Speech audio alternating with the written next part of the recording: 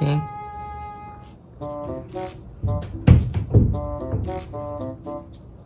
ねえ。あ、いた。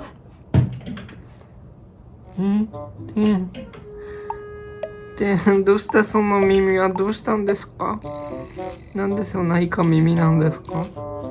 あた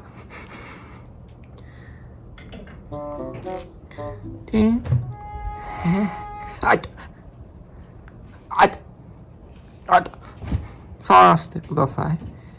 てんちゃんあた触らせてください。てんちゃん。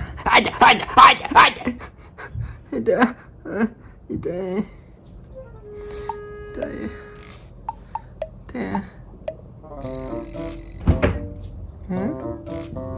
触っていい？触れよ。痛い。ちょっと触らせて。お願い。お願い。あた